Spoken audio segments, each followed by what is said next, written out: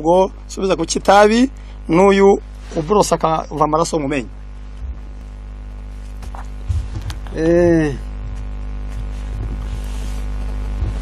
Itabi ni ikiyobyabwenge ariko kiri muri bya binini nk'inzoga ni autorize, ariko abahanga barivuga bo bavuga ko kwemera inama k'umunywa tabi ngo inama imumaramwo icy'umwose umara mu kanwa. Ntabwo mbonye munyumvishije nubwo ntari kumwe namwe. Bivuga ngo kwakunda kurura agahera ko yohereza umwotsi hanze, ni nako n'inama umuhaye zitamutindamo, kiretse arizo ashaka gusa. Mbese kwakunda ariko umwotsi ndakawumira, ni nako icyo yihayeho inama nicyo yemera, icyo yahaweho inama akunda kucyanga. Niyo mpamvu iyo gutanga umuti wo kugira ngo nibura rikire, wowe kuri musabira ntibyashoboka, kiretse ari umaze kubishaka akaba yiteguye ko inama umuhaye azazimira nkuko ajyamira umwotsi. Noneho bigenda biti mu gitabo mfashe cyitwa twebwe n'abana bacu bavuga ngo le fumeur est marere. Umuntu munywa tabi aba yaragushirishya.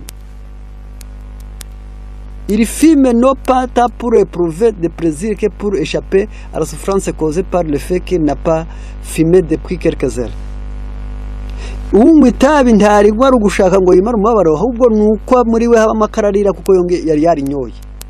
Il est la victime d'une intoxication. Ubuvunderi yanyoye baba bwaramuroze, et toutes les excuses qu'il invoque pour se justifier ne parviennent qu'à atténuer très légèrement l'acuité de son drame personnel. Inzitwazo atangaza kunanirwa kurireka zituma akaga kitabi karushaho kuba kenshi. Noneho rero usabira inama bango peut-on se libérer, umuntu akwirokora itabi. Aravuze ngo c'est possible mais ce n'est pas facile. Birashoboka ariko si cyoroshye. Kubera iki? Iba ryarakubasa. Ukora iki rero? Unywa amazi ashyushye ubyutse akamuriyemo indimu, ukimara kuva mu buriri bakaba yaguteguriye igice cya litiro cy'amazi ashyushye ku rugero, ugakamuriramo indimu, ugashyiramo ibiko bibiri by'ubuki ukanywa. Iyi minsi 10 ukazayikunguta.